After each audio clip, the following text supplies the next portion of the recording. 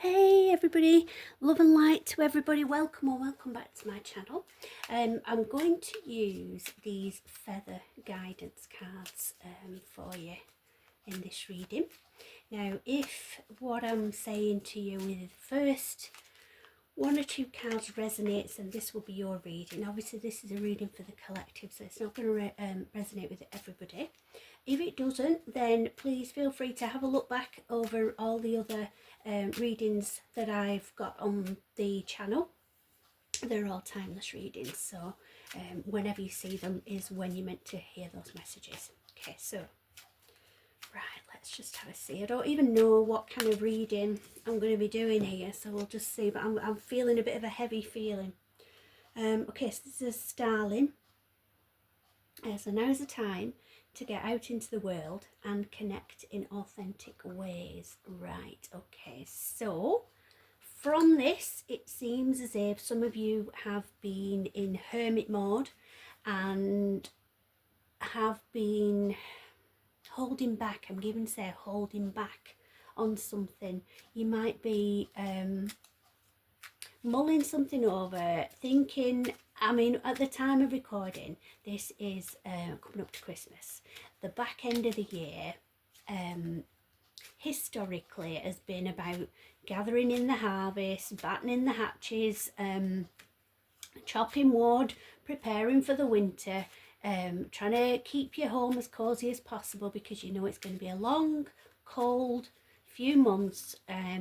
Food's going to be scarce, heat is a struggle, that kind of a feeling historically.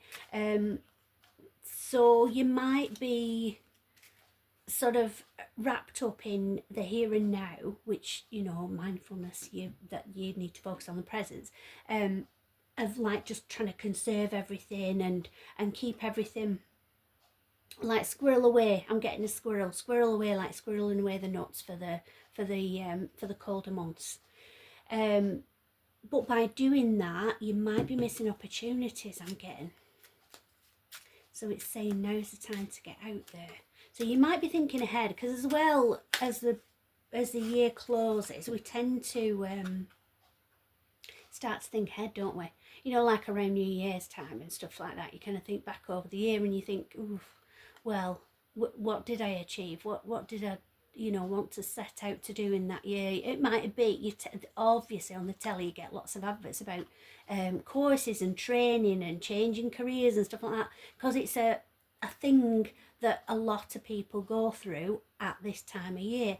So it might be you're thinking, I'm given that you might be a bit of an entrepreneur. You might be looking at I'm being given to tell you, spreading your wings. You might be being driven to spread your wings and fly. So maybe to start your own business, or to do some more training, or to have a career change. But you're ruminating about some sort of big life change, and because that's scary, you've hidden yourself away. So this is saying the time is now to get out there and take some steps, baby steps, but take some steps to what it is you're feeling drawn to do. Because if you are feeling drawn to do something, that's your inner guidance, that's the universe nudging you in the right direction. So don't ignore that guidance. So the white swan, the power of divine grace is within you. Okay, now the swan always reminds me of everything looks okay on the surface, everything is calm and serene, but underneath the feet are pedaling away. So from that, aside from the words on that, I'm getting that you might be putting on a brave face. You're putting on a bit of a front of like, yeah, everything's fine, it's fine. But underneath, you're just, what do I do? So don't panic. There's no rush to whatever it is that's on your mind. You don't have to sort of do it tomorrow.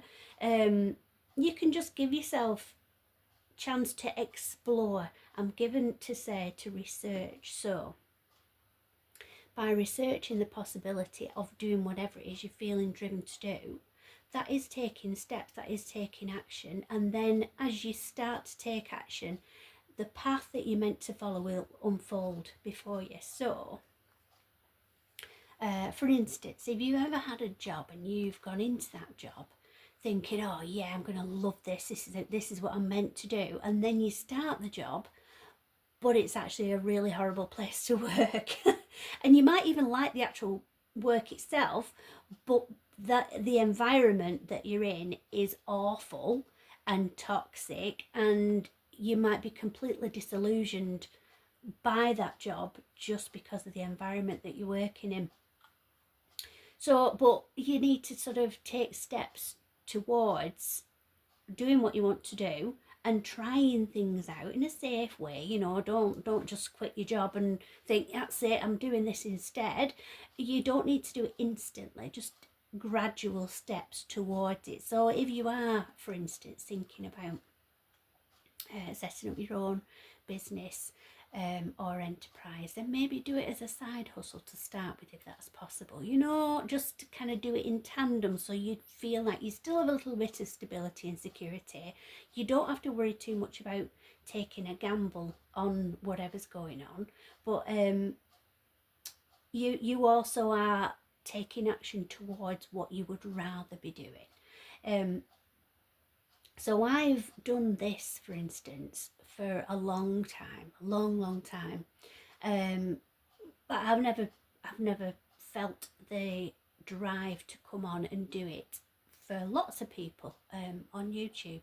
But I've felt guided to do it, so that's why I'm keeping at it. And it's a struggle because I'm not getting many people subscribing, and then you get the self-doubt and the imposter syndrome, I'm being given to say. You might be feeling like, oh, maybe I'm just reaching too high, or do you know, you might just be feeling like you're not good enough for whatever it is. You are, or you wouldn't be being guided to do it, but that might be how you're feeling. But it's just knowing that you have to keep at something. So maybe one of the lessons is not to give up on your dream, not to give up on what you're wanting to do. Don't hide from it. Get out there and start making steps towards it. Whatever happens, at least you'll know you've tried, won't you? You know, I always say, and I've probably said on one of the videos before, you can only regret the things that you don't do. Because if you do something and it all goes pear-shaped, at least you know it wasn't a good idea. But if you don't do it, you'll never know. You'll always think, oh, would that have worked out if I'd have tried that? Rather than trying it and it don't work, and you think, oh, yeah, well, I'll give it a try. And what next? You know, so don't worry, you can't really go wrong, and the universe has got you back. Okay, so a flicker. I've not heard of that bird before. Maybe it's not a UK. They might not all be UK birds, these. So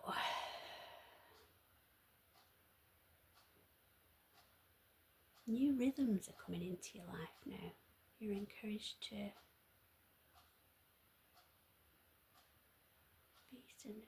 restart and adapt. Well, oh, sorry, I was getting like confusing downloads there. Red is standing out for me. Red is a colour of passion, it can be a colour of anger, and that's literally at the back of your head. So you might be feeling really passionate about what you want to do. You might feel angry about the situation that you're in, not currently being able to do what you want to do. Oh, there's like a blockage. I can't get the messages through clearly on this one. Which could be significant. You might be feeling blocked. You might be feeling like you just don't know where to go with it. You don't know where to turn. So let's see. So, Spirit, can we have some help with whatever's blocking our viewer?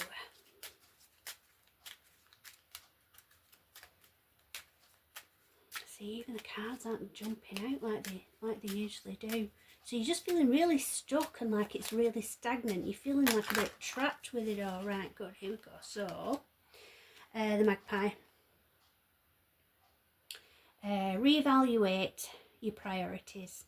It's time to let go of what you no longer need. Okay, so, right, so that does cast a bit of light on this situation. So it might be that you're kind of holding yourself back by holding on to things that you don't need anymore. I know, for instance, I've had a big clear out furniture and everything, because I've just decided I don't have enough space. It's a little house that I've got anyway, and I just like stuff. I am a bit of a magpie. I like charity shops, car boot sales. I just like finding treasures. I magpie things, and it's like an addiction, really. I can't help myself. If I see something that I like, and I think, oh, it's okay because it's going to help animals or whatever charity is that it's supporting, that justifies me spending that money to get whatever new shiny thing I see that I like. And it's not doing any harm. It's doing help, actually. It's helping the charity. It doesn't cost me much because obviously it's like thrifted charity shop stuff. But it does mean that I've got a lot of clutter. I do like a lot of stuff. I'm not a minimalist person. I like to feel cozy, and I like the things that I have around me because everything has a story or a memory attached to it. But getting the Christmas tree decorations out, realising I do my usual thing of seeing something like in a charity shop or a church fair or something like that, and just getting more Christmas stuff. And I absolutely don't need more Christmas stuff. I am Mrs. Christmas. I collect stuff. I've got baubles actually that were my great grandma's, so they're like over 100 years old. I've still got those. So I don't need more stuff, but it's just like, oh, that's so pretty, especially fairy lights. I've got loads. But so it just struck me when I was getting all this stuff out, like, oh, this is ridiculous. I need more space. I need to clear the space, and I can clear my head.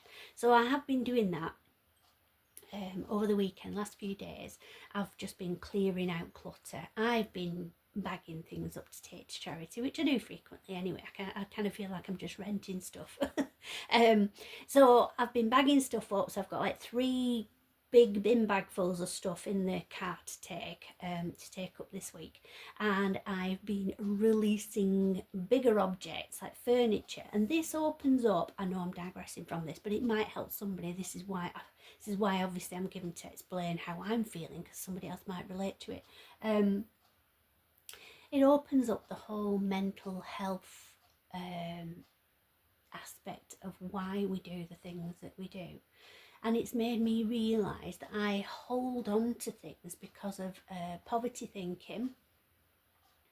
That's a term that I've seen recently on a manifestation course that my friend Claire Louise Hay, who has her own psychic YouTube channel, she invited me to this, and it was a lady from Hay House. I can't think of her name, but it was really good. It was only a few days. I didn't get the notification, so I missed the lives, but I did watch the you know, the videos when they do the replay things. And so that that's sort of consolidated what I was already coming to realise anyway on my own, that I hang on to stuff because I'm worried that I might not be able to afford it again, or I've like say like a table or something, you know, like I might not be able to fit it in the house properly, but or maybe if I just put something else on top of it or just store it somewhere, you know, I might be able to use it in the future, because I don't want to let it go, because if I do I won't be able to afford to replace it. So it's that kind of feeling, but that's holding me back, because I'm not living comfortably, because I'm banging myself and covered in bruises, banging myself on all this furniture that I'm saving because I'm worried I might not be able to get it again. My settee has come with me, and it cost me a lot of money at the time. I did my research on it, chose it for like, I went round sitting on loads of them for about 2 years and decided on the one, took the kids with me.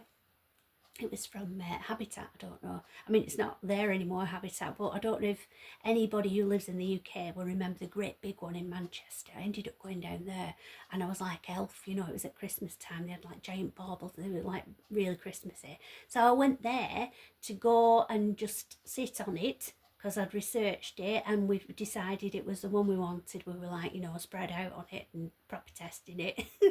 And it was great for the house that we had, but when we moved here, it doesn't actually fit.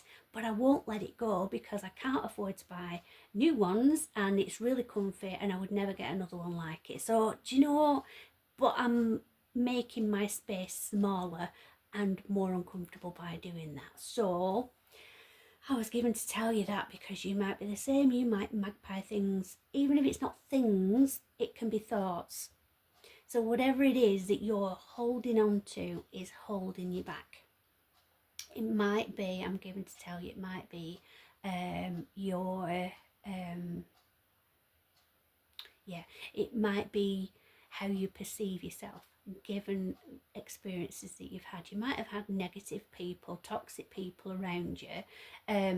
What they say is their opinion, and it might not even be their real opinion. It might be they're just trying to hurt you, because some people just are like that, and it takes a while to learn that lesson. It took me a very, very long time. But some people just want to hurt you and tear you down because they don't want to see you doing well. So you might have taken on board all of that. Your own thoughts now might be holding you back because you've listened to these people who have effectively won. They're tearing you down. They're keeping you from achieving what you're capable of achieving. So that's the message, to let that go. It's not easy. It's not something like you're just going to be able to flick a switch and that's it. Right, yeah, I'm all right now. It takes time. It takes energy. But you've got to stick at it and it will happen. But let go whatever's holding you back, and then you'll soar then, I'm given to say. So the whole spreading your wings thing is still there. And then the osprey. So your success is now at hand. So that just backs up that once you let go of whatever it is that's keeping you grounded, that's the word. That's why I couldn't. This is a very confusing reading. But I get that because you're in a very confusing energy. So you're feeling grounded. You can't take flight, all these bird analogies, but it is of relevance. You can't soar because you are grounded. You're feeling trapped and held back. And you are being, but it's of your own making, I'm getting. So you need to release whatever it is that's holding you back, and then success is now at hand. So allow the abundance to flow to you effortlessly. So it's all there for the taking is what I'm giving. We'll just get one final one just for my OCD. It needs to just fill that little space. So we'll just get one final one. Okay, so what does my friend need to know then about the success that's coming in? I'm going to be doing a reading as well later on, which is a timeline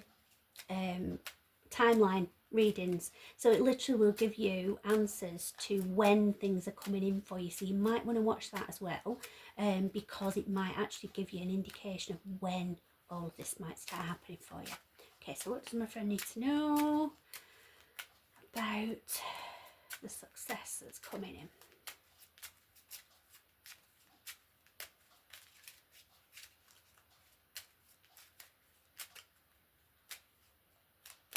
Right, okay, so intuitively I'm just given everything will be all right.